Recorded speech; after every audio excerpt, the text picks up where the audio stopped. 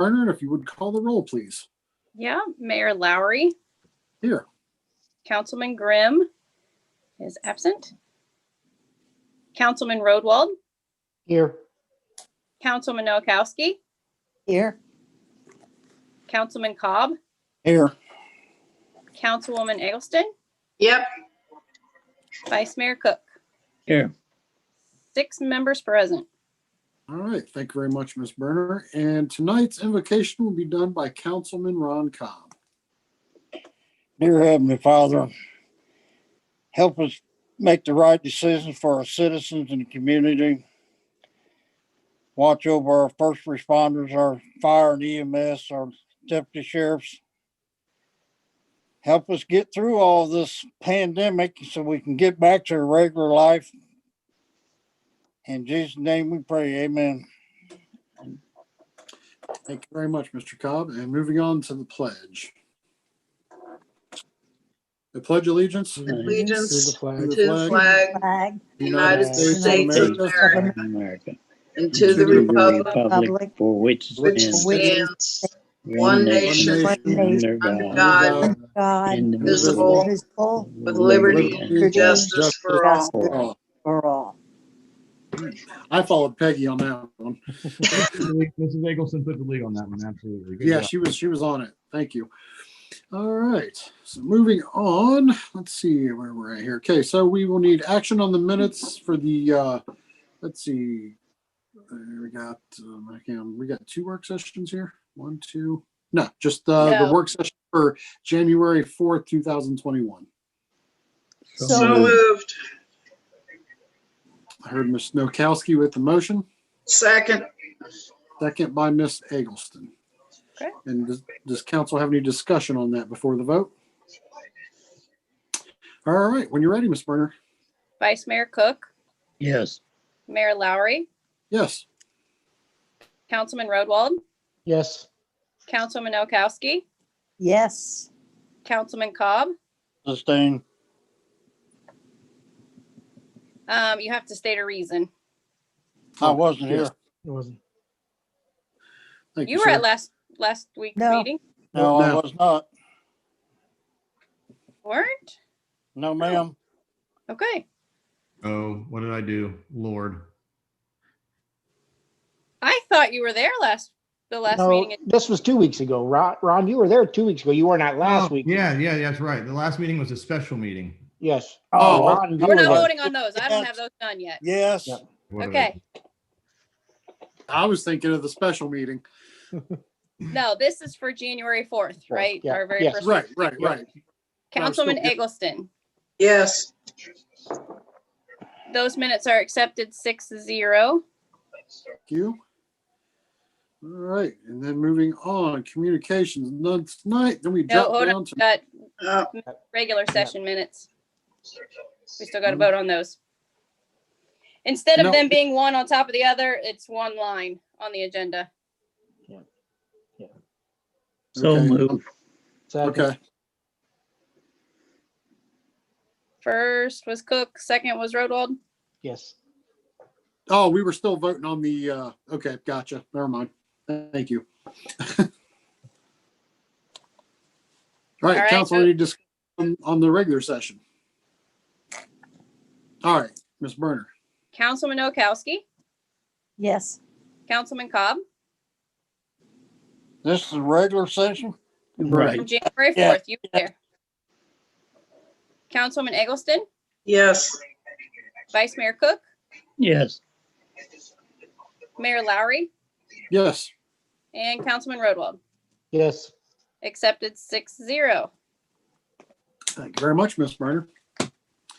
All right, moving on. Communications, none tonight. We drop down to number 7, city manager report. Mr. Bridge, good evening, sir. Good evening. Thank you, Mr. Mayor, members of the council, and members of the public. I'd like to share with you the city manager report. So this is the first time we're going to do things a little differently. So what I'm going to do is I'm going to start sharing that screen. If you guys can confirm when you see the city manager front page on there. That's great. Okay. And Mr. Bridge, let me cut in real quick since we're Yes, going to do it this way, not to be rude. Since we're going to have this on the screen, which is great, and I love this. I think it's good for everyone. If anybody has a comment after he's finished, I may not see you raise your hand. So Randy, can you still see everybody? I can see a few people. Okay. Well, No. if we don't call you, maybe just kind of try to politely, cut me or Mr. Bridge off if you have something to say and we haven't called on you. So, Yeah. What about after each department I do, I'll just ask for questions. there you go. That'll work. Is that good? Okay. Yep. All right. Well, let's start. So this is a city manager report for January 19, 2021. The finance report overview. So this is basically the same sheet that Colleen gave. I just wanted to keep some familiarity with it.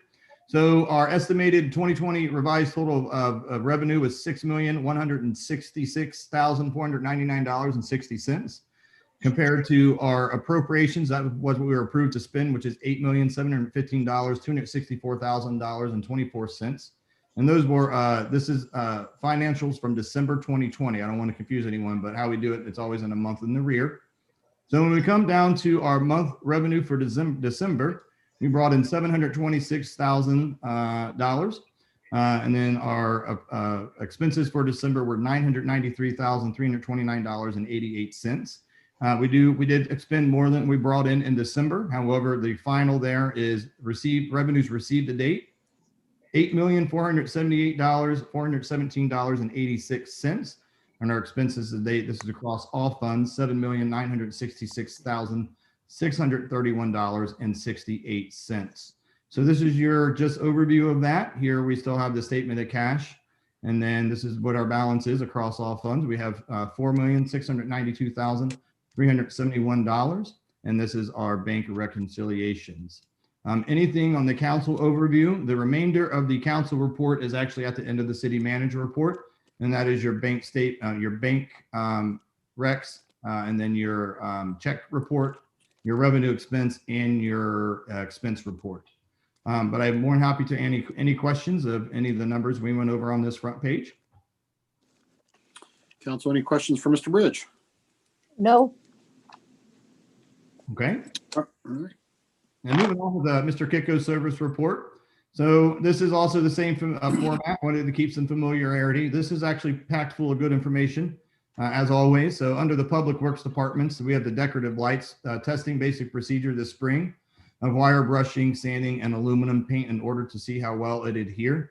In our admin meeting this morning, I did reconfirm with Mr. Kicko that we are going to order a few decorative light posts to have on stock, so we don't have to wait for the repair. That's great. Yeah, so we're excited about that. Catch basins repairs are delayed due to the timing of the year. We'll do that best with limited staff, but we can anticipate those being brought back up in the spring. Also, this is kind of fun. We'll be measuring the downtown area to see if we can paint for parking spaces that allow for more parking spaces. So this is something that we're going to do, excuse me, on Main Street and also on Washington Street on the Seraph substation side. I would ultimately like to have at least one dedicated spot for the patrol cruiser. So if they are out on the road and they need to stop into the substation to do a report or pick something up, there is parking there for them. That's going to be dependent on how many we can get over there. So once we measure that out, I will definitely send updates out to council just so we're all on the same page with that, and definitely seek your guys' feedback on that little project as well. Moving on, any questions out of the Public Works Department? Mr. Bridge, Yes, sir. did you all, between you and Mr. Kicko, we had discussed painting down the center line there? Yeah. Have you all come up with any alternative or what you want to do? Yeah, we're going to do that in the spring. So we're still on the same board for the blue and the red. We just got to wait till the weather gets a little nicer.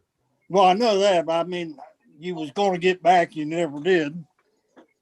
After you had a meeting with Mr. Kicko, that's why I was concerned, wondering what y'all decided. And we're Yeah, just, I don't recall that. I'm sorry if I didn't, but I thought I did bring council up to date with that. But if not, yeah, we plan on doing that in the spring when it's a little nicer out, and we're going to keep with the half blue and half red. we're just going to do the one block there between Washington and Jefferson, correct? Yes, sir. Just the main core downtown. Okay. Is that still okay with all the council members before we go any further with that project? Yep. Yes.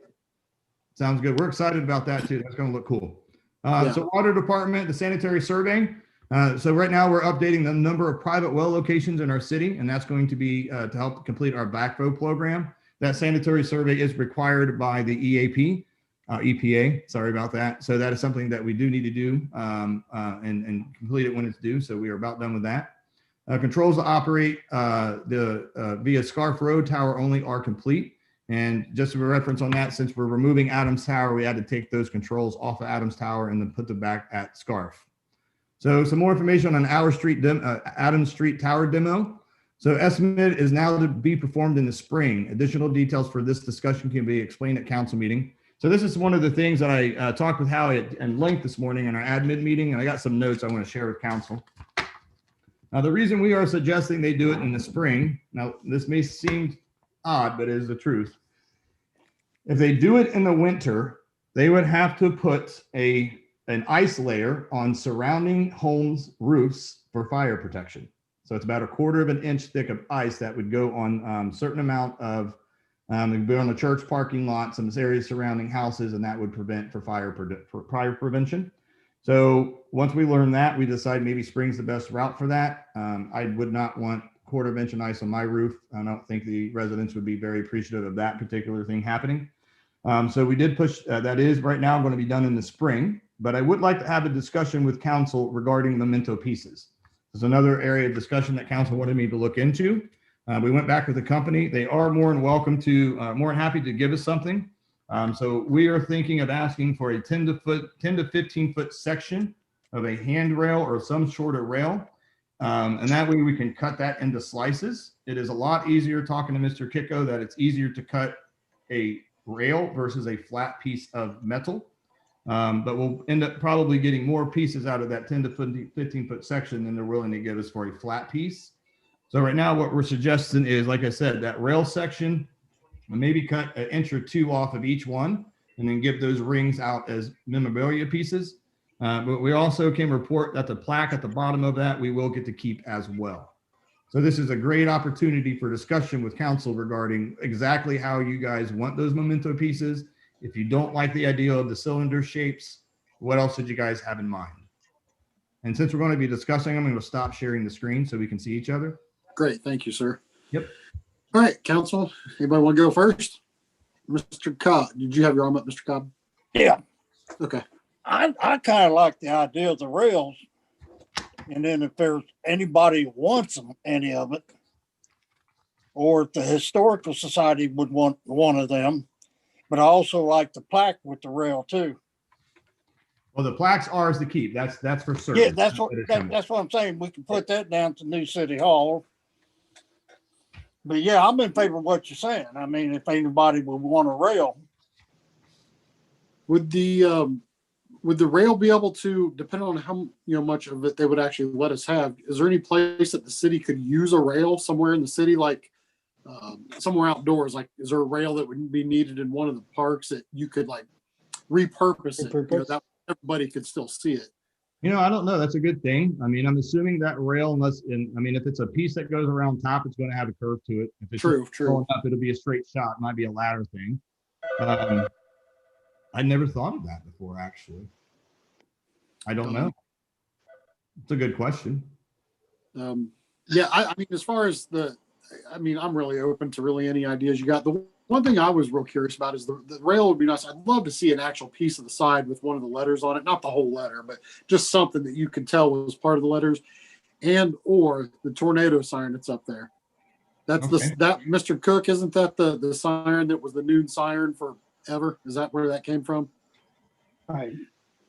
I mean, I don't know. I mean, I'm not going to lie. I don't know what we would do with it, but that siren's a lot of memories for a lot of citizens. I think maybe we should tuck it away if we could get it and at least just hold on to it. I don't know what you guys think, but go ahead, Mr. Cobb. That siren was also used for the volunteer firefighters when they had a fire too. Oh, okay. Okay. Definitely ask. I never thought of that being included as part of the tower. I don't know if that will definitely get with Mr. Kicko and the company. But that seems like it has a lot of historical value to the city. So I like that idea. And it never hurts to ask, to go ahead and ask for maybe one of the letters. And then on top of that, the rail too. Even if it is like an N, we can use that in. you know. Or just a piece of it, because I would imagine those Mr. Cobb, would you say how tall those letters probably are? They're good over 2 foot in height. Yeah, they're big. So, but yeah, that's all I had. Does Mr. Vice Mayor, did you have anything or anyone else? Any thoughts or opinions on it? No? I'd like to see down at the ballpark a rail attached to the concession down there too, Mr. Roadwall. I mean, we're at the concession. We don't really have. Well, I don't know where you would put it. I'm just saying. I mean, we can mount it on the side leading up to the side entrance. I mean, It probably would, that wouldn't be the best location because it's usually hidden by the power box. But we could definitely figure out something either, you know, with the flagpole area or even the placard out front, you know. So, but I'd also like if we do go down the road of cutting it up into pieces, maybe making the pieces long enough where we can put a small placard on there to you know, memorialize it with, you know, Adams Water Tower, you know, from whatever year it was erected to the year it was unfortunately taken down. That way, you know, people do have pieces of it. They know what it is. Yeah, definitely. So. I mean, your ballpark's been there a long time too. So. Oh yeah. Mm-hmm. Yep. So how about we just ask for a letter, see what they say. We'll go ahead and get the section of the rail, then we can determine what we're going to do with it after the fact that we at least have it in our possession. I am going to talk about that siren too, because that's some interesting stuff right there with the siren. And that would technically, wouldn't that be our property anyway? It's not part of the tower. Yeah, that's what I was thinking too. I mean, I don't remember the siren ever being really discussed. So I mean, is that thing even still online? It hasn't been used in years, as far as I know, has it, Mr. Vice Mayor? Not to my knowledge. Yeah, I don't think so. I'd love to sound it one more time before it comes. You ought to. In all seriousness, could you actually ask Howie that? Yeah, I mean, I can definitely ask. I don't know the feasibility of that because maybe if they do it during a testing Monday, we don't want to do it on a Wednesday at 2:00 and make free people out. But that would actually be. We could make a small event out of that. Seriously, now I'm sitting there thinking this right off the cuff. I mean, if we could do it, say maybe a day or two before they actually start taking down the tower, we announce it. Hey, you know that the original noon siren is going to go off for the final time at this time and this date. You know, make sure your windows are open, or I don't know, something fun like that. I think the town would enjoy it. Yeah, that'd be nice. We can definitely inquire. Absolutely. Thank you, sir. Well, I think that's going to depend upon when they cut the power to that. True. Mm-hmm. And we can coordinate all that. I mean, we'll know when they're going to cut the power to that. You know, we can just say if you're going to cut it this on a Wednesday, we'll just have it on Tuesday or something. Yeah. But yeah, that's a good idea too. So what's council's opinion on the winter thing versus spring thing? Like I said, we just talked to them and we didn't like the fact that people would have to have ice laid on their rooftop.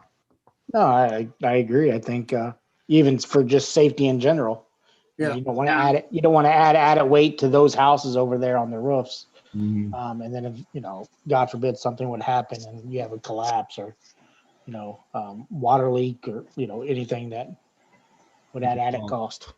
Mm-hmm. So That sounds like council's supportive of that decision we made then. Oh yeah. Okay, great, awesome. All right, let me get this back up if we're ready to move on there with the report. Let me see where I'm at here. Share the screen, do that. And do that. All right, there we go. I think we got done with the water department. So 2021 road resurfacing project. Submitting CDBG. What that acronym stands for is Community Development Block Grant Funds for the reconstruction of Fenwick Phase 1. We're seeking a grant amount of $372,000 with a city matching share of $59,000. Springfield News Sun just actually did an article in that, very small one, I think, over the weekend. So this is again just again the record pace of road repair. We're going to continue that trend into 2021. Any questions on that project? Mr. Bridge, I had a handful. I'm just saving mine to the end of this particular report, if that's okay. Absolutely, sounds good. Madison Street School demo. The environmental review is to start soon. Demo should take place in late spring into early summer. City crews will clean up all the spoils behind the school to meet federal requirements when the school is demolished. The total cost of demolition is $226,202, and our share is the $52,302, and a lot of that is for the abatement work of the asbestos. That is all I have for the Public Service Department, so I definitely entertain questions. All right, council, have any questions on this particular report? All right. I had a couple, Mr. Bridge. I'm trying to look at your screen here, so let's see. On the streets, I know you've got the thing here for Fenwick, the reconstruction. I know Mr. Kitco usually has an idea ballpark of maybe what or how many other streets he's looking at just for resurfacing out of our own pocket. Is there any way we could possibly get an idea or list or whatever he's looking at or for those particular projects this year? Yeah, absolutely. I know that we had discussed that earlier in the year. We do have some lists, but I will actually send that out to council just so we're on the same page with the documents that we have between me and Howie, and then you guys as well. Great. Okay, and then I think just one more. Remember when I spoke to you today about the inquiry I got from a citizen about some city property signs and what? Looking at Madison School on here, I know we've all talked about, whether we let citizens come get a brick, which I think is the common thing to do. I know there's still a lot of lockers and stuff in there. Is that something we need to address before we get too close to that, as far as setting something up through council to where we are giving away items that still might be in that school that citizens may want, like lockers and whatnot?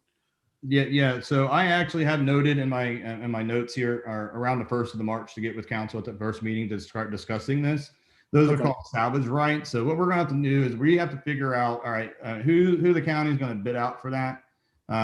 If it's who we think it's going to win the bid, they actually demoed my high school too, down in Cincinnati. And what they did, and I think we talked about this with council a few months ago, it might have been a while ago, is what he recommended doing is just putting a pile of bricks out on the side of the road, and then people can come and choose how they want. If you want a brick, you go get it. When it comes to the lockers or the other big stuff on there, we'll definitely have to get some answers, but I do have that noted in the beginning of the March to address that with council. Because like we discussed earlier, any giving away of that city properties would have to be through ordinance of council. Right.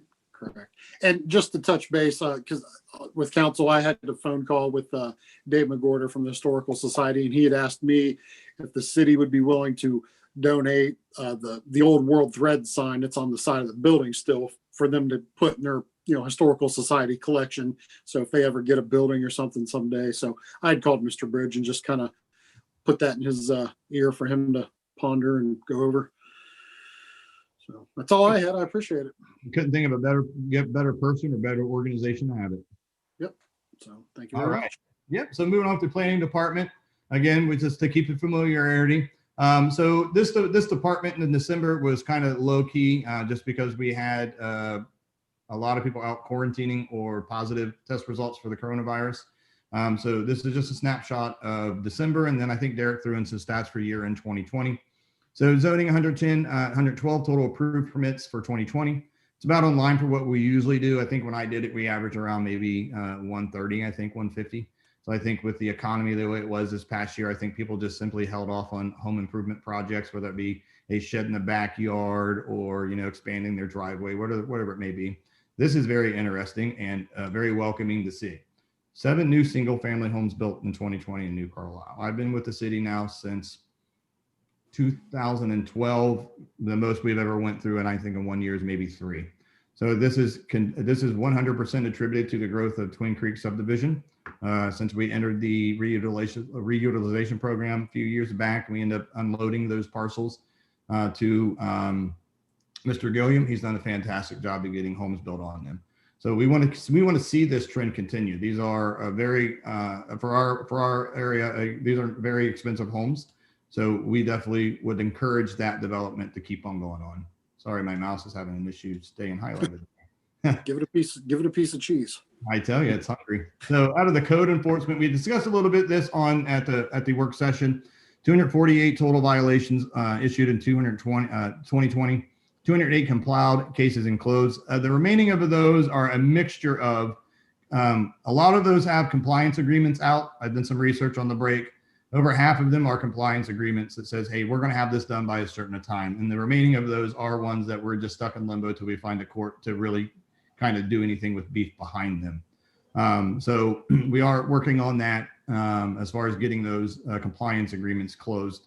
We'll always work with our citizens to get what we need done. So community development, 29 tools borrowed in 2020 from the tool shed. We are wanting this number to go up, but for the first year and not a lot of people knowing about it, this was a good number. So we're gonna, the new website actually has a whole page dedicated to this, because I wish this is a good thing to get out, whether council can start talking about it, we can start talking about it more, but for the citizens who are watching, if you need a tool and you don't have it in your arsenal and you don't want to go buy one, you are more than welcome to come and see what we have at our community tool shed. And what you do is show proof of residence, and you can actually sign that tool out for free for use of a certain amount of time. We have lawnmowers, we have leaf blowers, we have small tools like rakes, shovels, we have paint brushes. We actually have paint there too. So again, please take advantage of this tool shed. It's a great, great feature. This is also another good thing to see. We had 8 new businesses occupancy in 2020 as well. These are usually the small businesses, but anytime that we can increase our business tax base, this is wonderful, because as we know, with new businesses also means new services provided to our citizens. Any questions for the planning department report? Council, any questions or comments? Oh, All right, Mr. Bridge, I had one and more of just a comment. You know, when we all discussed the zoning and planning in the work session, you know, and that number, like you just said, 7 new single family homes, which is truly amazing. It's great to see. The reason why, you know, me personally, I like to bring up the zoning and the problems that I see throughout town is just for that fact. I mean, they've got a nice trend going on in Twin Creeks as far as people wanting to build new homes. And there's a few small problems out in Twin Creeks. I think I've spoke with you about it just in casual when I've stopped by the city building and whatnot. And I don't want to hinder that growth at all when someone moves out there and sees a house that's got not a bad problem, but when you're spending that kind of money to build a house, you don't want to walk out your front door and see clutter that's and junk and trash on the side yard. So but yeah, that's a great number, and I just wanted to stress that. That's why I bring that up a lot, because that number is impressive and I want to see it grow. Yeah, it's a great number. So thank you, Mr. Roadwall. Now, in regards to Twin Creeks, Mr. Lowry, don't they have it? They have an HOA out there, right? So would the HOA be the first to take that on, or would city officials take that on? Oh, you Well, I think actually I don't know, Randy, I hate to ask you. I think they do have a homeowners association, but at the same time, from what I know, just because my parents live out there and from what I hear from other citizens that I know that live out there, it is a true mess. Okay. I mean, it's just, from what I understand. Well, I just want to make sure we're not stepping on toes. If the HOA and the president, whoever the president is of the HOA, isn't fulfilling his duties, then by all means, then the city needs to step in. Right. So, but who does hold Mr. Bridge, if you know this answer? I mean, when it comes to something like, I'm just going to pick something out of the ordinary. Someone parking on grass, which is one of our codes. It's got to be parked on approved surface. And I would assume their homeowners association has a similar rule. Who's the higher ranking? Is it them first or is it us? Us. Okay. Yeah, those they're very confusing beasts. No matter if it's our PUD or someone else. We have the city codes that work in here, and then you have the homeowners agreements that they have amongst themselves. And a lot of those center around, all right, from a homeowners association side. All right, you have this particular type of siding on your house. Now you got to have this particular siding on your shed or your accessory structure in the backyard. Your mailbox have to be a certain color. We don't enforce those. That is them to enforce within their community. However, the opposite side of that is, let's say, for example, the parking on the grass issue. We do not in any way, shape, or form enforce the homeowners association's covenants. Not at all. That is for them to police. So if there was something in the covenants regarding that, that would be manned by them. However, we would definitely go and cite under this new Carlisle City Code. Just because you're an RPUD, it doesn't. And Mr. Lowry, Mayor Lowry, is in the same boat as they are, even though he doesn't live in that particular plat. So we have jurisdiction over that. Okay. That's what I thought. Thank you very much, Mr. Bridge. Mr. Cobb. Correct me if I'm wrong. in the one meeting I sit in when they was fighting with the homeowners association, only half of them people belong to that out there, correct? It's It- not all. No, it's very strange how it's set up. The first few houses on either side are not part of it.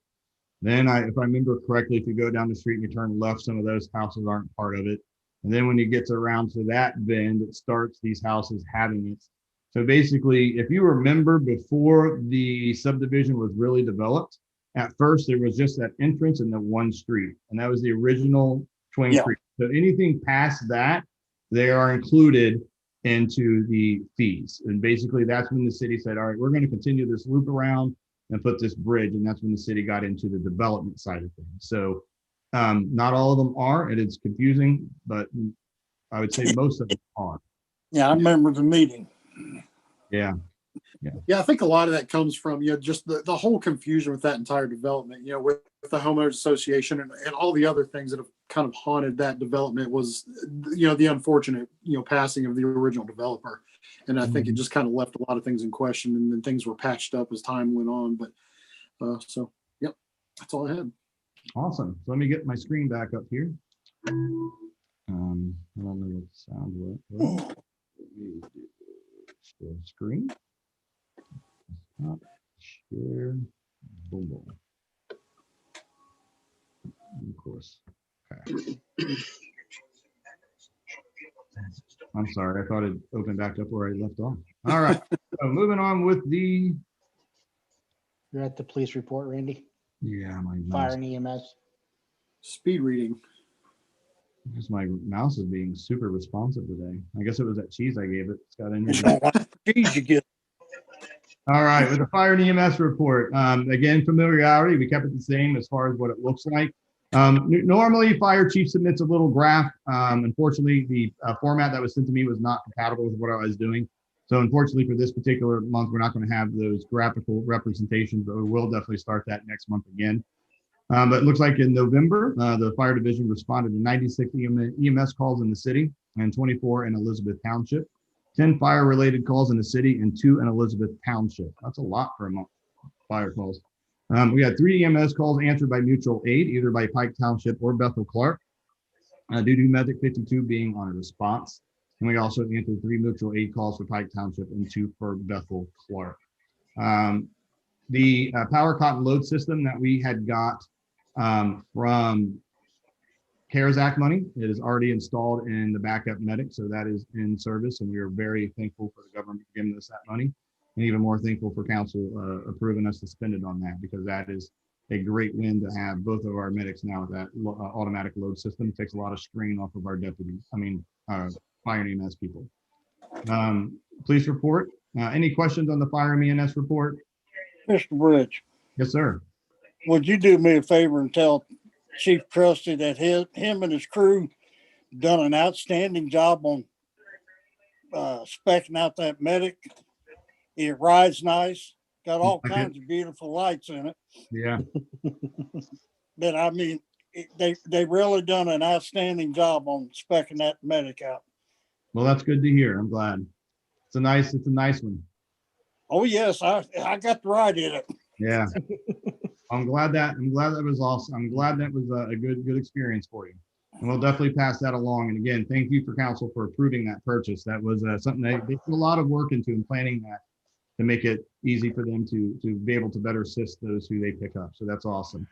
For the police report, I did have to have that emailed me this morning. So forgive me for 1 second. I'm going to stop the share screen because I have to go into my email and pull that report.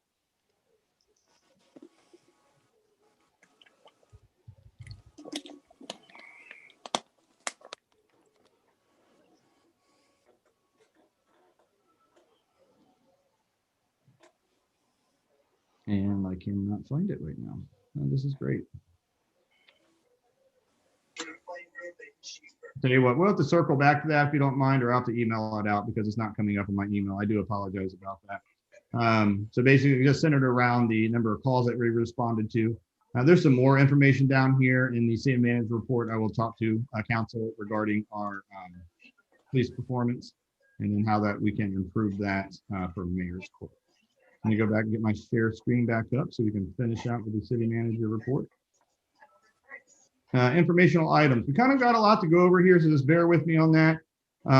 Clark County Combined Health District and the Clark County EMA, we both have attached their latest reports regarding COVID. So that is attached at the end of this page here. And then we have the board appointment. So this has been a big area of conversation these past month here.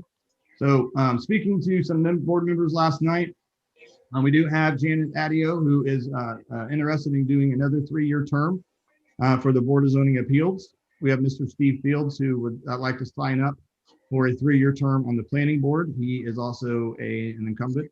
And then Mrs. High was actually in our Board of Zoning Appeals, but wanted to do something a little different. So now we got her on the planning board. So we would need a motion to approve those those appointments. Motion approved. Second. Motion by Mr. Cobb, second by Ms. Eggleston. And that's for all 3 positions, Mr. Cobb? Yeah. Okay, just wanted to I'm get it on the sorry. record. All right. Any discussion on those 3 positions? All right, Ms. Burner, when you're ready, please. Vice Mayor Cook, Yes. Mayor Lowry, Yes. Councilman Rodwald, Yes. Councilwoman Nowakowski,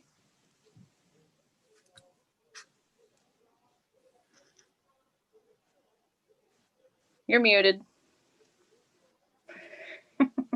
Yes. Councilman Cobb, Yes. Councilwoman Eggleston. Yes. That motion's accepted 6-0. All right. Thank you very much, Ms. Burner. Thank you, Mr. Bridge, and thank you to those individuals for stepping up and continuing their efforts in New Carlisle.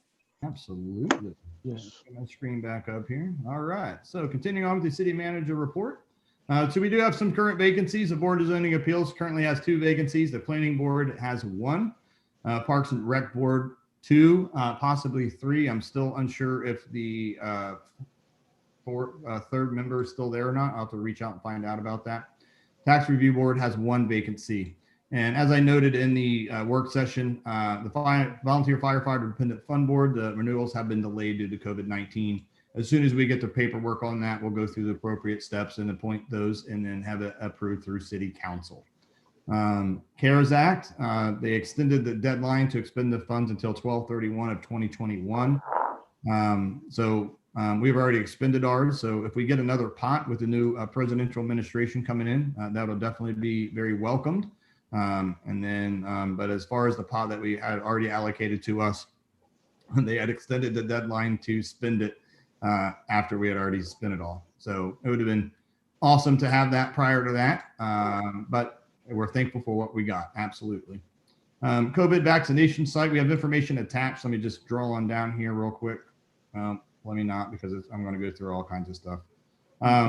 But basically, it's just like we had talked about earlier. 80 plus right now can actually go and get signed up for vaccinations in Clark County. And we are happy to report that we have a vaccination site right here in town at the New Carlisle Health Facility right in downtown. There is a number that you should call and definitely get registered. Supplies are limited.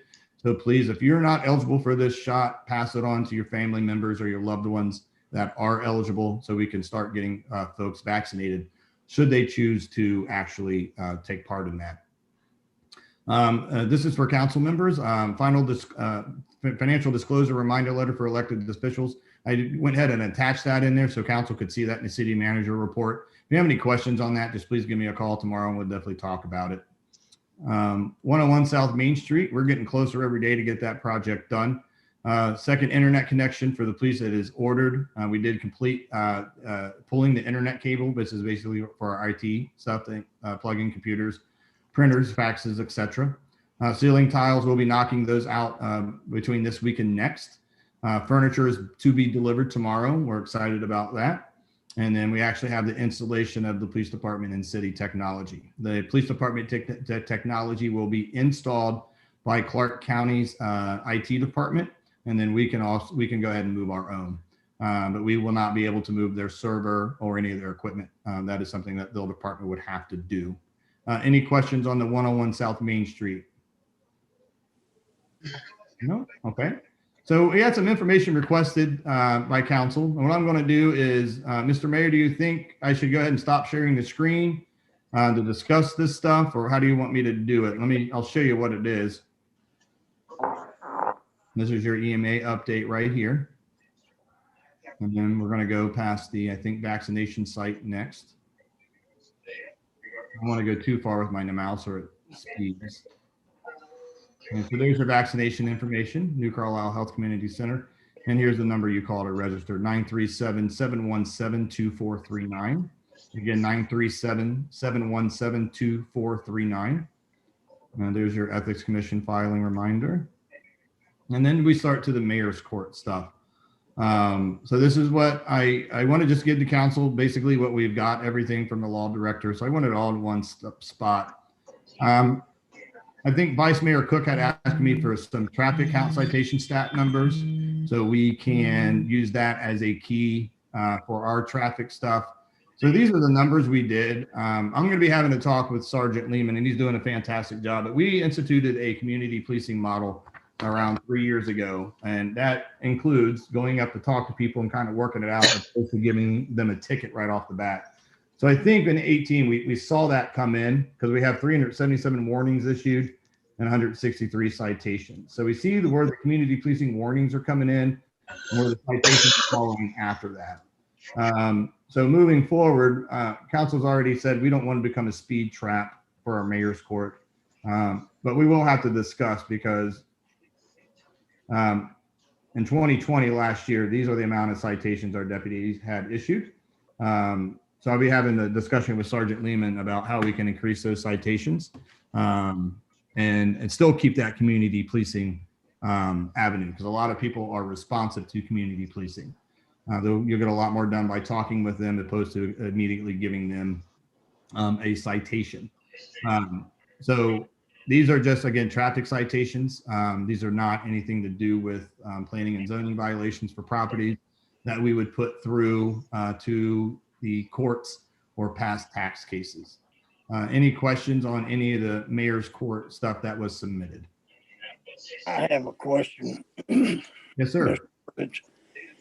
Do we want to go ahead and start putting this into action of getting the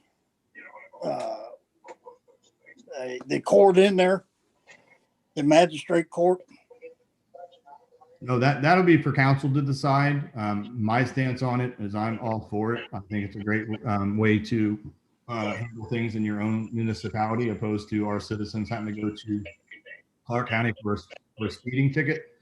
But as far as giving any kind of directive to get it up and going, that would require council to get together and talk about it and really sit down and cement which way you guys want to go with this particular project, this court.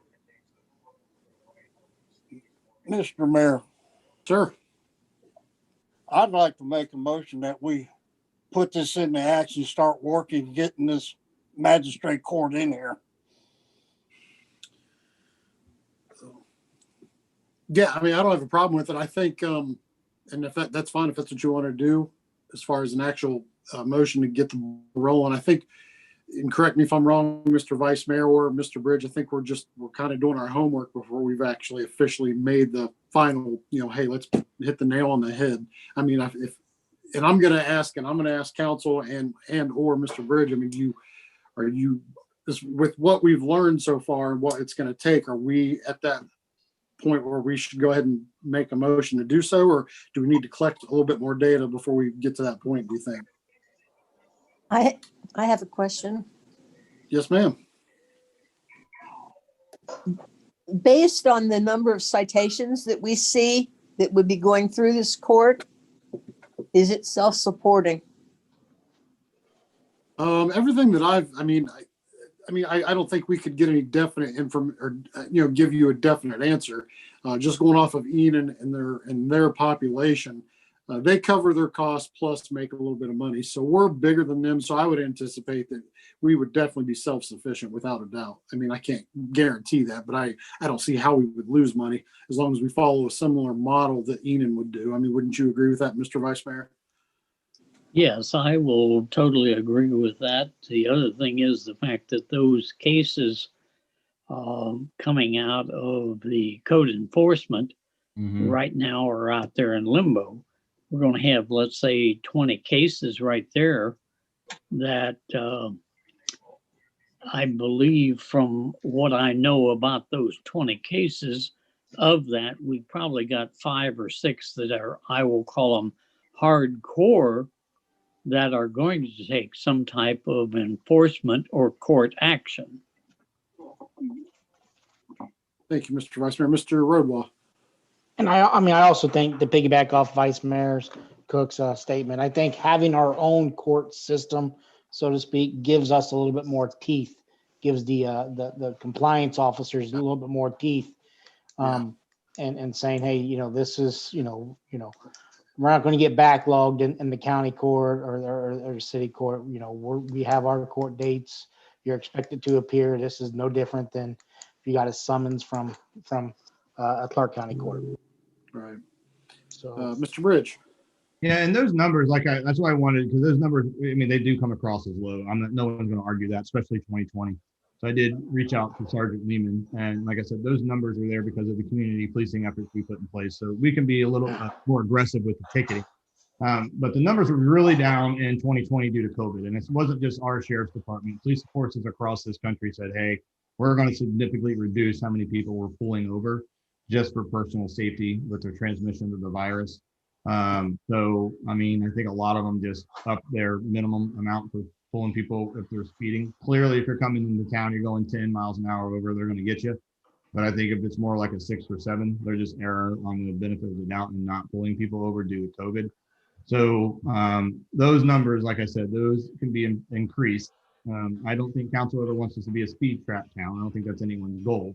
But we can be a little bit more enforceful with those people that we're pulling over, and still keep the community policing effort, because I think a lot of the citizens are very responsive to community policing. They like the fact that our police are approachable. You can go have a conversation with them. It's not so much of a, oh, there's a cop person here, and then get that whole, nervousness going on. But then I just want to reiterate, we've got 2 state routes coming through town. That's a perfect place to pick up enforcement. We had some issues with people speeding on Jefferson, that it was like a very mixed speed limit situation there. That'd be a great place to put a deputy. So I think once we have the mayor's court in place, I mean, clearly we're going to have more things coming through than just traffic violations, as the vice mayor pointed out. We got the code enforcement. We're going to probably put our past tax cases through. So there'll be other revenue streams other than traffic violations. I'll volunteer to have my house, let a deputy sit in my driveway here on Lake.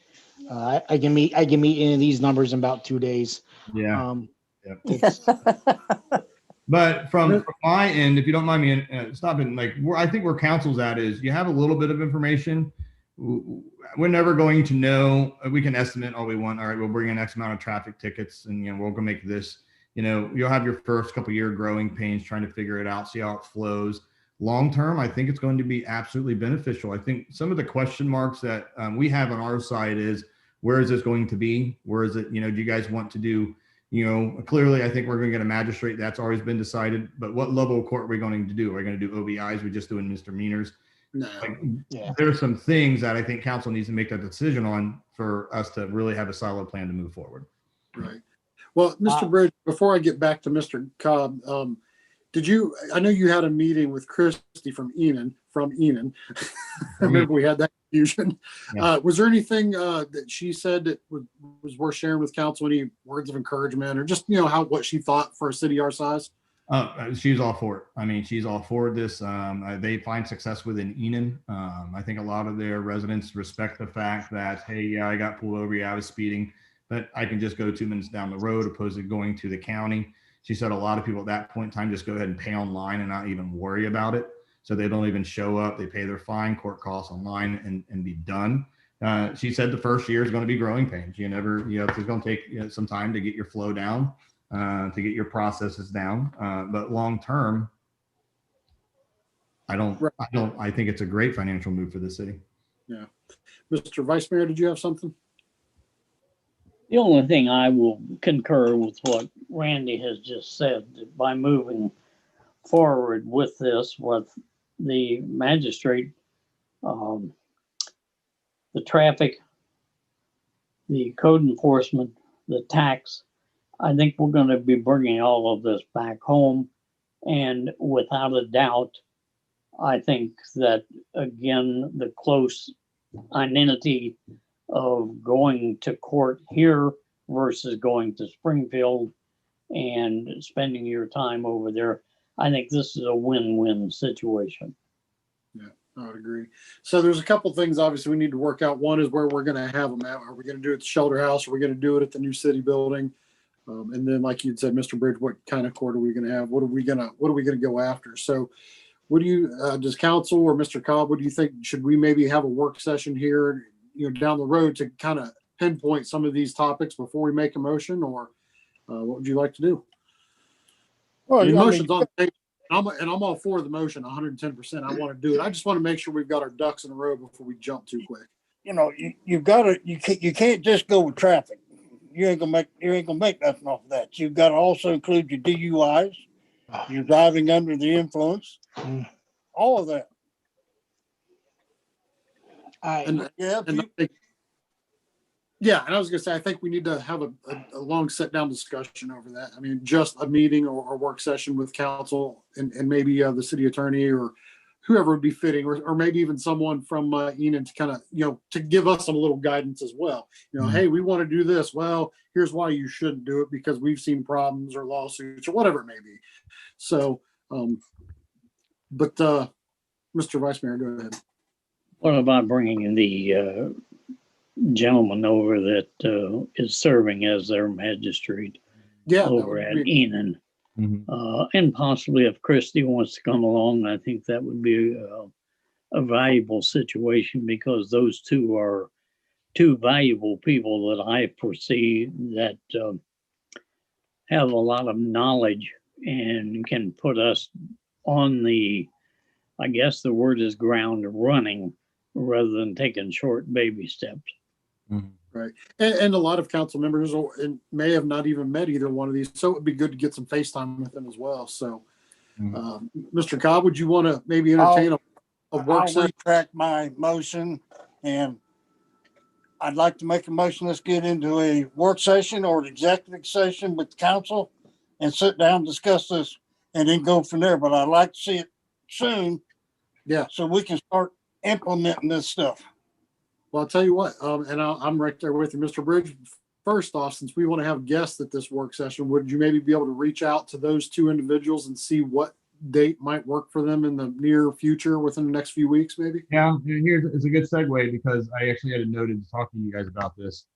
And my recollection memory could be wrong, but isn't there something in the rules of council with COVID and how we're meeting, we don't let people into the online meeting for security? So I was going to recommend that if next meeting, I can work with Jake to have something amended on that, because I would like to bring the guy in who we want to talk about the pool feasibility study, and we would need to do that remotely. So I think by not allowing people into these meetings for specific purposes such as this, it's going to do us harm. So maybe I'll have something drafted for the next meeting as a resolution to amend rules to allow for those special times when people come into these meetings. Because I think what we have an opportunity here is to get the key players involved. And that would be clearly council, me, we'll have Christy from Enon come over. We'll have their magistrate who does it. And then probably I'll talk to Jake and see if he can join as well, our attorney. And that way we're all in that same meeting. And then we all just, the experienced folks over there with Enon can tell us what they think. And that magistrate is more than likely is going to sign on to be our magistrate as well too. So I think it'd be a great time to get everyone together. That's unfortunately at the leisure of other people's schedules though. So I can next week or the remainder of this week try to get something coordinated with those other schedules, and then maybe shoot out an informational email to council to let you guys know. But unfortunately, we won't be able to have them join until the resolution amending isn't effective.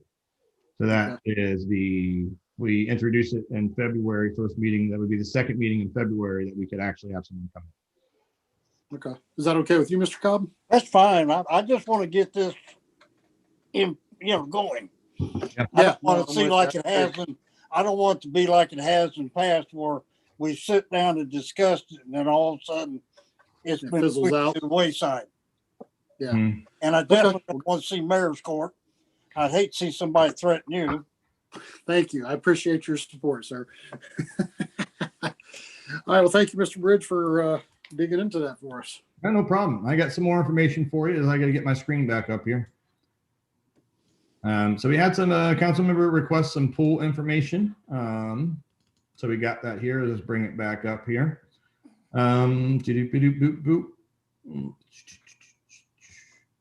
Okay, swimming pool revenues. A lot of it was centered around the figures, so I really just copied and pasted the budget for the last couple of years' history. So we do see that. And then I kind of broke down the swimming pool's expenses. I don't know why it says next page. I guess oh, there it is. Okay, there we go.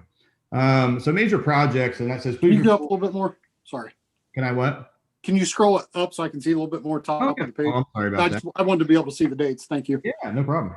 So in 2018, and let me get my notes on here because some of this information changed a little bit. In 2018, we had it wasn't a pump replacement, it was a boiler replacement, and it was about I think $11,669.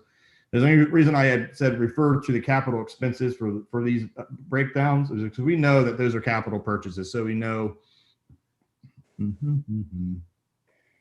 Expenses. 2018, 11,951 for that boiler. In 2019, we spent around 30,000 in capital improvements with that. And what that was our massive facility upgrade to which we got major compliments on. And that was for our bathroom facilities, the entryway. We also did the lights in the pool too, which was a major expense as well. So in 19, we really did a good job of beautifying that pool. But again, the total dollar amount is right there under the expenses. And 2020 was kind of a low-key year. And Mr. Mayor, if I'm missing anything, just please chime in. But we had upgrades more centered around the safety, health, and sanitation for the pool to open. Correct. And that was like cleaning, sanitation, plexiglass to separate the entranceway, a lot of sanitizing stuff like that. So, and then the note is, just the obvious, if the pool has a general fund transfer, we have to take that as a revenue for the pool. So what I just tell people is if you see, the ending balance of the pool, when the transfers from the general funds is appropriate and legal and fine. But we'll sit there and say, all right, what year is this? 2020, it ended with $50,769 in there, but it had a revenue of $46,209. We subtract the final ending balance minus the transfer, and that's what we get the true profit or loss from the pool to be, with or without the transfer from the general fund. But the pool does, relatively well every year. It's not everyone that's never going to be an apartment that makes us a lot of money. It makes us a lot of money in other areas as far as community involvement and places for kids to go. But this was requested. If you guys want further information on this, I'd be happy to break it down for you more. Just shoot me an email if that's the case, or just let me know now. But any questions on this information supplied, I'd be happy to entertain. I just had one. Can you go back up, or just a comment? I've seen it before, but it just, Yeah. to see it up on the big screen, right there. So that's starting in 2016, total pool revenue, 68,000. And you jump to 2020. Over double revenue. That's impressive. So to me, that tells me that the little bit of work that's been put into the pool, you still got to account for the money it's lost, but it's showing that it's gaining attraction and growth. So Absolutely. No, it's fantastic. It is. Mr. Mayor, yes, sir. you and your wife have both done an outstanding job down at the pool. I will not complain about that. I think that, we need to start looking into building a better pool and make money off of, make a better revenue off of it. I think it's time for that. When that pool was bought, the city was supposed to run it for 2 years and the Y would come in and buy it back. Well, the Y went out and bought the building out there on 235. They put a pool in that building, left us hanging with this pool. Yeah. I agree we got to have something for the youth. They didn't get to play ball this year, But like I say, you and your wife have done an outstanding job on that pool. I'm not going to complain about that. But I think we need to look into making it a little bit bigger. Sold.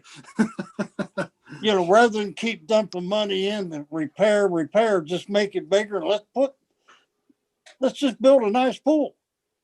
I don't have a better problem with that.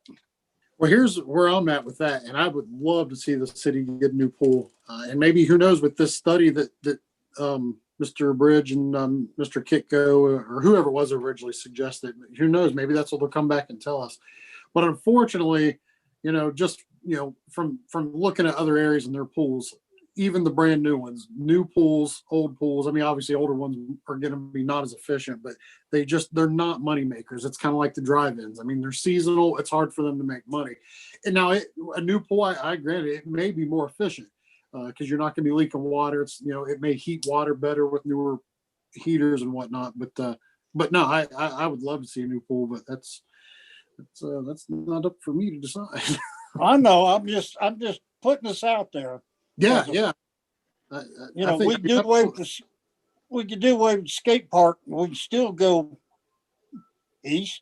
Yeah, east. Yeah, that'd be east.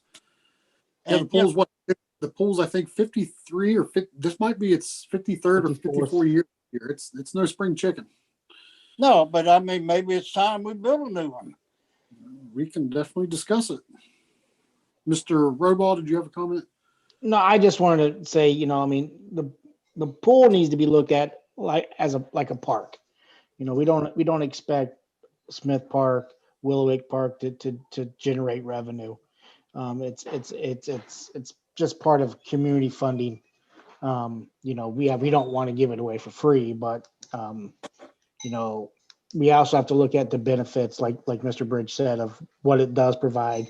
I remember when the pool wasn't open back in the day, and it was miserable. I think the pool allows for those kids who may not have anything to do, keeps them out of trouble. From either vandalizing or anything else. It also gives them some exercise.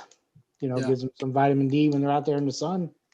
So supplies a nice work environment for high schoolers. It's not the easiest place high school is not the easiest. Can't find a really good job in high school anymore. Yeah. So many restrictions and stuff. Now this gives a nice place for high schoolers to get some work experience. I'm all about a new pool, but like you said, Mr. Mayor, even the new pools aren't generating revenue. They're not making money. It's a service.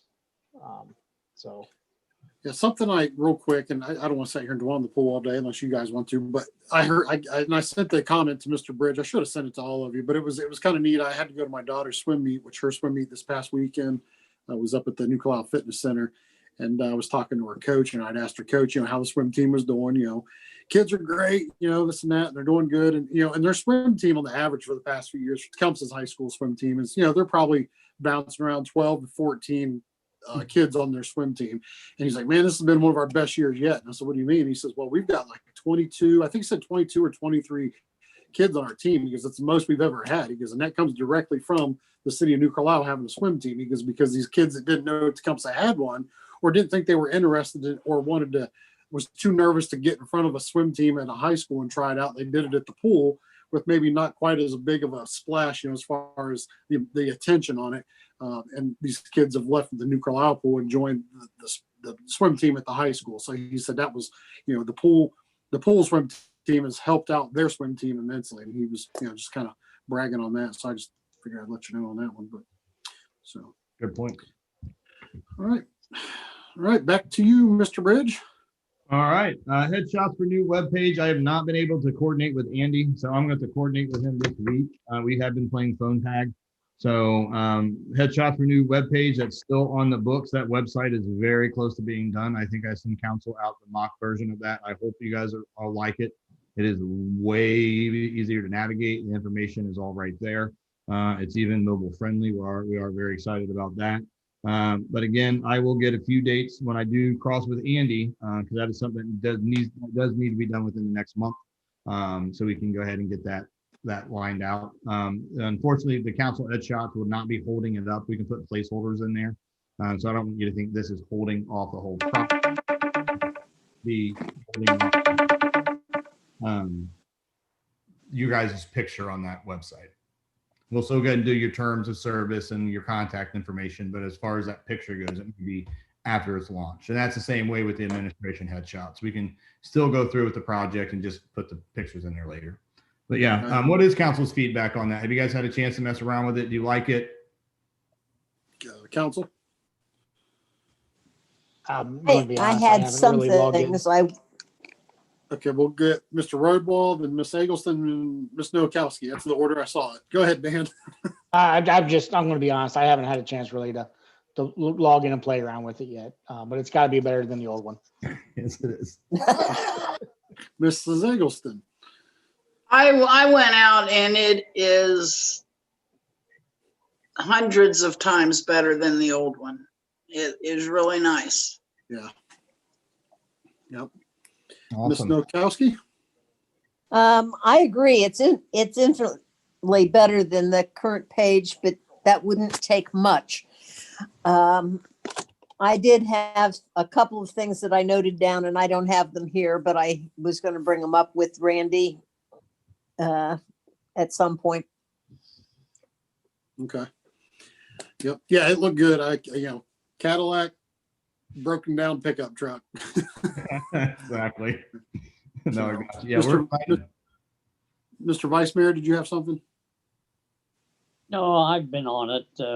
I have to agree, it's a little bit better than the older one, but, at least you don't lock your keys in it.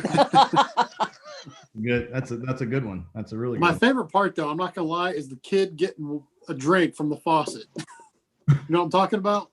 The kid that's I think it's on the front page for the water department. He's drinking water out of the kitchen sink.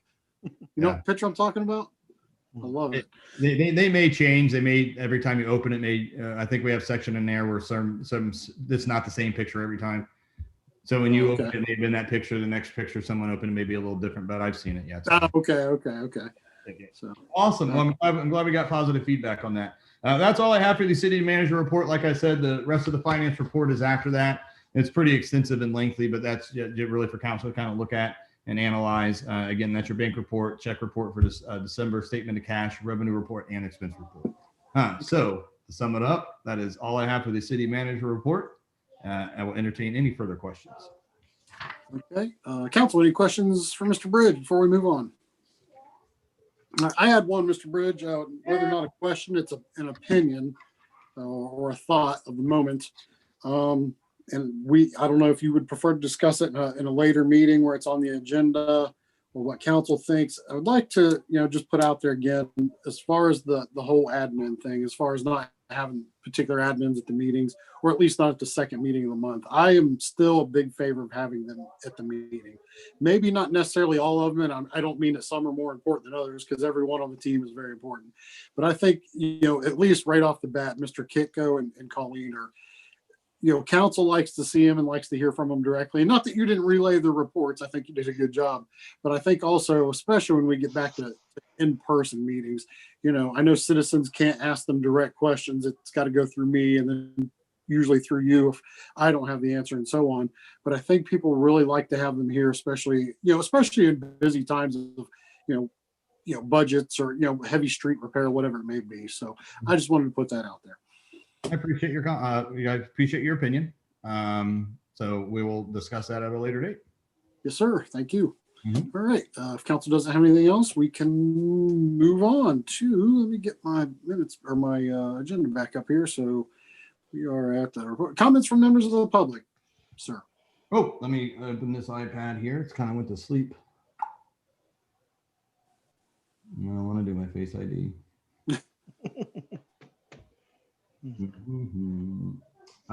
No new messages.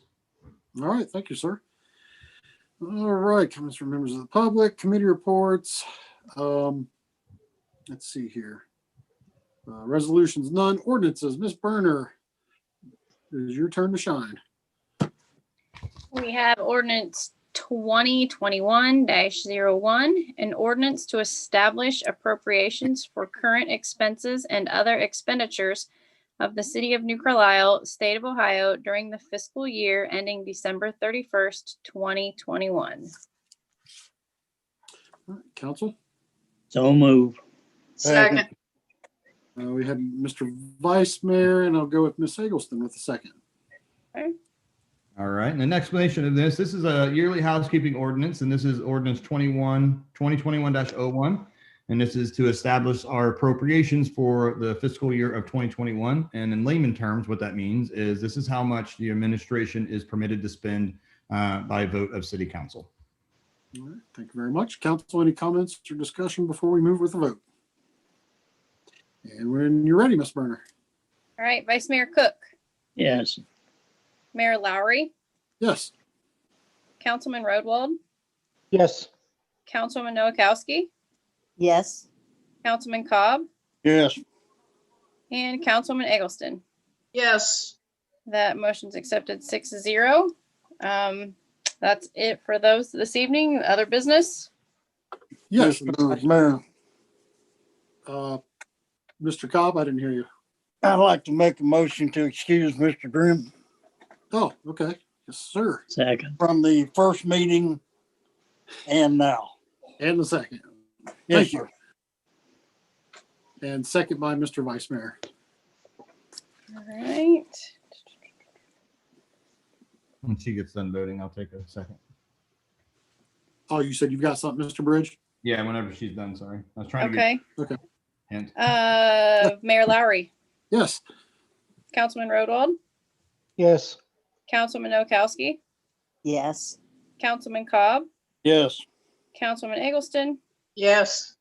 and Vice Mayor Cook. Yes. Motion to excuse Councilman Grimm is accepted 6-0. Thank you very much. And Mr. Bridge, back to you, sir. You had your hand up. Yep. So I got a text update from Howie. We are keeping the siren. That is we are not sure if it's still work or not. We will determine that and we will let you know if it's operational. Great. Thank you very much to Mr. Bridge and Mr. Kitco, who's spying on us, apparently. Yes. So, They got my back. Howie ain't got nothing else to do. right. He's just becoming an old man. Mr. Vice Mayor. I believe we were going to mention something about opening up the lobby at the city building. That's what I was going to jump into next. If you got Okay. For my 2 cents worth, with the situation on this virus and the fact that we have a couple of employees who have mitigating circumstances, I don't believe we've had any input from any citizens or complaints that are keeping us from holding that lobby closed. I personally would like to see it closed yet for another month at least. All right. Thank you, sir. Ms. Nowakowski. I agree 110%. All right. Anything else, or is that it? I don't want to cut you off short. No, I'm fine. Okay. Thank you. And Ms. Eggleston. I agree with Mr. Cook also. All right. And Mr. Bridge. Just to inform everyone, so I did end up bringing staff back on an alternate schedule that is starting tomorrow. So we'll be splitting teams, team A, team B. So even though the lobby won't be open, we'll have more of a presence in there. Of course, we're going to be separated because like I said, it's a team A, team B schedule. So half 50% capacity at a time. So hopefully, if someone needs to get a hold of us, we can, we're actually more in the office. How we've been working this past month because of the rapid increase. A lot of us were working from home and answering cell phones and returning off voicemails and stuff like that. So I think just having people back in there on alternating schedules is going to be a little bit more responsive to our citizens. But I do think that it is just a little too early to open that lobby. And I say this because, and at some point in time we will, and maybe we look at this in February. We have done a lot of improvements in that city building in order to open it at some point in time for COVID. But right now we have the construction going on inside, so we don't have any place to put that. That's almost done. But another thing I would like to address is talk to our staff because they're the front line with this. They are unionized. And when Angela opens up that sliding glass door to take a payment from someone, she literally gets a mad rush of their air coming right into her because of this, the way it just sucks it in. Pressure. Yeah. So anything that is someone standing out there and if they would happen to be a carrier, Angela's going to get that sucked right into her as soon as she's opened that. So I'm going to think about ways to propose that, you know, when we do open it, how do we still keep it safe for these employees who are work out of that city building? Again, something's going to have to be done. Like I said, we have invested in money to make it safe. But what's that next step to make it ultra safe? And we'll be looking at some options and then getting with council to share those. Thank you, Mr. Bridge. Mr. Cobb, sir. Mr. Bridge, have you looked at putting a intercom in the glass and then a sliding box? There's already intercom there. We can't do the sliding glass because we don't have the cabinet to support that. So we do have No, to I mean the box under, you can make no, a like sliding not box. built into that. That's something we can Right. look into, and that's something I was thinking of. We would have to do some sort of cutout. That's not going to alleviate the germs transmission though, because they would if that person on the other side of the lobby would open up that drawer and put it in, all that air is still being shoved into that compartment. And then she's going to close it. And then Angela's going to open up on her end. No, most of them, when you slide a box like that, it's got a divider that comes down, blocks it. Which means that Angela would not be in line of that air. Well, she would when she opened up on her end, is what I'm saying. It would fill the compartment with the contaminant. And this is really starting to split hairs. I don't want to get into that discussion. I would just like to find a way or safer place for Angela to hand off items. Is that something we do where we have them drop it in the drop box and she goes, picks it up and takes it from there? We're just looking at ways to better protect her from that airflow coming in. Because at the end of the day, we're still providing the same level of service by having someone in the office, but just not letting them in the lobby. And they're still getting their bills paid. They're still getting their questions answered. I'd be cautious about full going back into it. Well, I agree. We need to keep it closed right now. Yeah. But I'm just like, that's Mhm. that's an Thank you, Mr. alternative is what I had said there. I mean, I've seen several businesses that have the box that's under the window. If you got the mic, then it shuts everything off. That's just something to look at. Sure. Thank you, Mr. Cobb. Mr. Rodwell. I was just going to say this would be a good conversation to have if we get more COVID relief funds from this next administration. This definitely would be something that we would probably look into to utilize those funds. Yep. Yeah. And speaking of that, I actually got two more things, Mr. Mayor. One, I'm going to actually ask council. I forgot about this. Break rules of council and introduce. Mr. Bridge. Yeah. Is it on a different subject? Kind of, yeah. Okay, let me throw in 2 cents real quick, if you don't mind. Sure. Yeah, just on the same subject, even though it's not the popular opinion, I would like to see it open, or at least a little further open than what it is. Our cashier is, I think, more protected the way she is sitting than cashiers at the grocery store, the banks, or whatever it may be that are open. The teachers are in the school, and like I'd noticed the article where the Clark County offices are now open to the public again. And I'm not saying we follow them just because they do it, we should do it. But I think she is in a very adequate place for safety as far as the virus, and that's why whoever walks in that building, if we were open, was to have a mask on. Therefore, if that air rush does come towards her, then she is somewhat protected. I know the whole mask issue is a debate for anybody, whether they work or whether they're not. I don't know. I'm not a doctor, but I would like to see it open sooner than later. But that's just my 2 cents. So I appreciate everyone's feedback on it. So back to you, Mr. Bridge. Okay. Well, one is kind of similar to what we were in, so I kind of misspoke on that, but mask policy. Council set policies in the city. So if you guys want it to be required people to enter the city building and have a mask, you need to develop a policy, and it needs to be passed and effective before we do open that. Another thing is who's going to enforce that? If someone walks into that city building and Angela's sitting there behind that desk, Angela is going to have a hard time saying you need to leave or have a mask on. That's not her job description. I don't know if the union would kind of come back to us on that.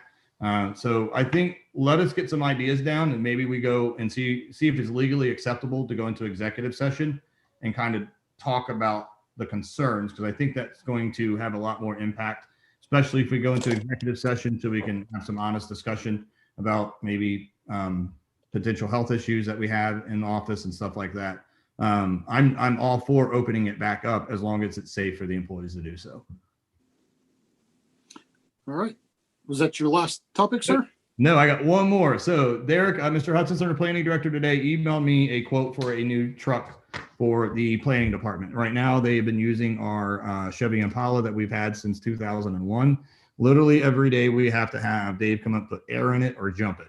So we had in the CIP to go ahead and get a truck. So I would like to see if council can entertain tonight, breaking the rules of council and introducing that ordinance so we can actually vote on it in February, because it is very important for us to get that capital purchase in the works. Okay. Do you have Yep. If you want, Mr. Mayor, I can go ahead and share my screen and so we can see a copy of that legislation. Yes, sir. I gotta see where I put it. Boom. So it'd be ordinance 21-02, an ordinance authorizing the city manager to purchase a new pickup truck for the planning department. It's a very short ordinance, so just to sum it up, like I said earlier, they're currently using a 20-year-old Chevy Impala. We have to get it maintained on a very frequent basis. We would like to go off the state bidding for that and replace it with, a 2021 Dodge Ram. The quote for that is $21,233. I am asking for $23,000 just in case there's something that comes back that says it's a little bit more than what it was. So we have to go through the legislation, but we do know that it will never be able to go over 23,000. And attached right here is the, I got to clean that up. The bid page that we got back from it that includes, let me see if I can make this smaller here. The regular purchase price, they included the stuff that we want to get extra with the power and remote, and then the title fee. So there's your total amount right there. But let's just say they come back and say, hey, this end up to be $80 more. We don't have to go back to council for an additional $80. So we are asking council to break rules of council tonight so that can be a part of the agenda, and then we can vote on it at the first meeting in February. All right. Council, any questions on this one? Do we need a move to break rules? Yes. Okay, hold on. Miss Nowakowski, was you making the motion? I was asking, do we need a motion to break rules? Correct. Yes. So moved. Okay. Second. And then a second from Miss Eggleston. Okay.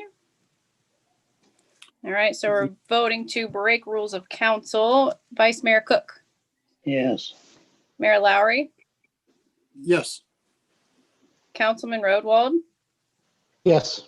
Councilwoman Nowakowski, Yes. Councilman Cobb, No. Councilwoman Eggleston. Yes. That motion passes 5-1. So now we would go ahead and I don't have a copy of that, Randy. I Want me to read it by title for to you? introduce it. Yeah, you go ahead. Okay. It's ordinance 21-21-02, an ordinance authorizing the city manager to purchase a new pickup truck for the planning department. And I'll email you a copy of that, Emily, real soon. Thank you. Yep. It all happened so quick this afternoon. All right. Mr. Was you done, Miss Berner? Yeah, I read everything.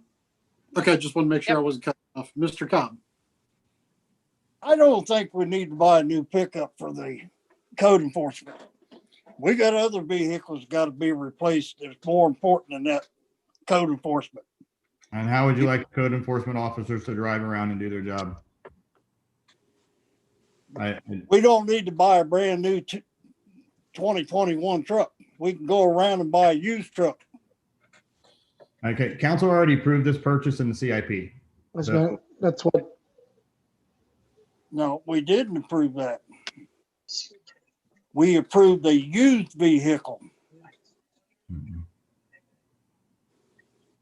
I don't know. without looking at it, I don't have the CIP in front of me. I do. Mr. Roadwall. That's what my question was. We've already approved this purchase in the CIP. We're just wanting to speed it up a little bit. Is that correct, Mr. It Britt? was approved in CIP, but I have a monetary spending amount of $20,000 that council had set. So anything over $20,000, I still have to bring ordinance to spend. Okay, so we're not adding $23,000 more dollars to the planning department's budget. We're just going ahead and getting the vehicle because we're tired of putting time and money into the Impala that's far outlived its service. But that was for, and again, we don't have it. I know you had it on the screen, Mr. Bridge, but that was for a new truck, correct? Yes. Okay. Would we be, well, We okay. had approved 22,000 in the CIP in 2021 to purchase a vehicle for the code enforcers. Right. But it doesn't say, it doesn't stipulate new or old. And I think that's maybe where, I'll get you in just a second, Ms. Eggleston. I see you. Your Mr. Cobber, is your issue with it being new or just the fact that, I mean, or would you like them to look, see what options are out there for a lightly used vehicle to save some When money? this was brought up, they said they was going to buy a used pickup. We got other vehicles in the fleet that are more important than a brand new Dodge pickup for somebody to ride around for code enforcement. And I'll tell you right now, I will vote no for it. Miss Eggleston, go ahead. I've got the CIP in front of me, and we've got 22,000 for a vehicle, and it says purchase a vehicle for the code enforcers, preferably a pickup truck. Nothing about a used vehicle. That's what was brought before us. Go ahead, Mrs. Nowakowski. I'd like to see the used vehicle that we would require $22,000 for. I mean, Wait, at say it that again? price range, I was anticipating nothing less than a new vehicle. Oh, okay. I understand what you're saying. My 2 cents on this real quick, Mr. Bridge, since it come up, with the fire department, over the years dealing with them and the vehicles they've had, this sounds bad because it's a local business, I'm sure, but I'm not a fan of Dodge vehicles. The fire department had, I think, some really rough problems with the Dodges they had. It's not because I'm GM or Ford or Dodge or Honda or Toyota, just out of what we've experienced through the past with Dodge vehicles from the city and our Chargers. Actually, the Chargers we bought were nothing but problematic. That makes me nervous, I will say. Okay. Mr. Roadwell. I mean, my personal 2 cents here. When you buy a used vehicle, all you're doing is buying someone else's problems. The Impala is a 2001. It's 20 years old. So if the Dodge would last 20 years, you're looking at about $1,000, over $1,000 a year. Yeah. In longevity. Obviously, it'd be maintained by the city employees. Oil changes, maintenance, updated daily or monthly. I want the code enforcement to drive around with things that they actually need. I want them to be safe. I don't want them to be driving around in no hoopty, which is what they're driving right now. I mean, I want, if we're going to give these guys teeth to enforce the regulations of the city, they don't need to be pulling up in a 1999 Impala or 2005 S10. They just don't. And like I said, we've already appropriated the money. We're asking just for a few more dollars for a truck that's probably going to last us 15 years, given the mileage that we put on it, 15, 20 years. So I'm all for it. I don't want to go out price shopping. We've already got a bid, a state bid. It'll take us twice as long to go try to find a used vehicle that meets our needs.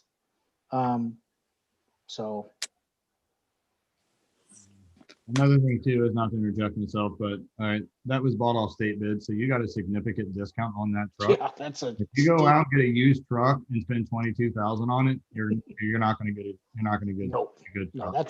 that's a steal. But we appreciate your guys' input. But once council approved that CIP for the 22,000, it is our job to go in and buy the truck. It doesn't say, council's not there to direct us on what type it is, whether it be a Dodge or an F-150. The policy is in this type of government, you guys have approved the CIP. We are now taking that approval, and then we're going to buy a truck that we think is best for the city operation. So I don't want to get into splitting hairs. If it's new, used, we just operated within the policy that you guys have set, which is the 22,000. We would like for that to go through. I don't recall any information of it being a used vehicle. If you get a used vehicle with the amount of wear and tear that we put on these cars by stopping and going, it's not like we're riding on a highway. You're going to go through that used vehicle relatively quick. So I don't know where the used vehicle came into play, but we just got a cemetery truck. I don't know what that was as far as it would be a Dodge or something. But again, we're just operating within the type of government we have. Council approved the policy with the CIP, and we got a truck that fit that policy. So it just comes down to that. Yeah, no, just to reiterate, Randy, I'm not against the vehicle as far as them getting one. They need one, they really do. Because I remember the older gentleman that was going down the street one day, and he stopped and waved hi, and it was a warm day, and I asked him how he was doing, and he's like, "It's warm in here." So what do you mean? He's like, "The air wasn't working." It's like, "Oh Lord." Mm-hmm. So yeah, they definitely deserve it and need it. But I assume when they get that new vehicle, that we're going to see a lot less code breakers in the area. Correct? I would hope so. Yeah. They see a big truck coming at them, to be labeled code enforcement. But I'll be honest with you, they're super excited about it. I mean, they've been driving the car. Code enforcement, I'm telling you, it's the toughest job that we have in the city. It is brutal. And they're in a car that, like I said, I think last week, and I was in 3 days last week, and every day we had to come, and Dave had to come and either put air in the tire. We can't figure out where it's going down. It wouldn't start one day. The air conditioning's fickle. Sometimes it works. Sometimes it doesn't. Sometimes it blows out of one hole. Sometimes it blows out of no holes. I mean, the car is past its useful life. I drove that car when I became city planner, when I was hired in 2012 as a planning director, and I had issues with it. If it rained out, forget it. You're fogging up on the inside. And it's just, you got to literally pull over and wait for it to defrost. So we band-aided that car so much these past few years, but we're super excited. I'm very appreciative that council allowed us to purchase that through the CIP. But we are, I think Derek and his code enforcement guys, they went through it, and I think that's what they end up wanted for their department. All right. Anyone else? Okay. So is that all you had, Mr. Bridge? Yes. Yeah. He says I'm good. Thank you. All right. Let's see. We're moving on to other business. Let's see here. What do we got here? We will be moving into executive session this evening to discuss the employment of a public employee. And then after that executive session, we'll come back in a regular council meeting and adjourn. I don't foresee any action being taken in the last couple minutes of the council meeting. So with that being said, I think we'll do like maybe a 5-minute break, and then we'll meet everybody back here for the executive session. We'll need a motion to do so, though. So moved. Moved. Second. Ms. Nowakowski, I believe, and then second by Ms. Eggleston. All right. Vice Mayor Cook, Yes. Mayor Lowry, Yes. Councilman Rodwald, Yes. Councilwoman Nowakowski, Yes. Councilman Cobb, Yes. Councilwoman Eggleston. Yes. Motion to move to executive session accepted 6-0. All right. And to move into that meeting, we will just sign out and go. We do have a link for the executive session. So, So that's new in our mailbox. correct that or Okay. on your calendar, whichever way you go to it. So Yeah. we'll see you all in about 5 minutes.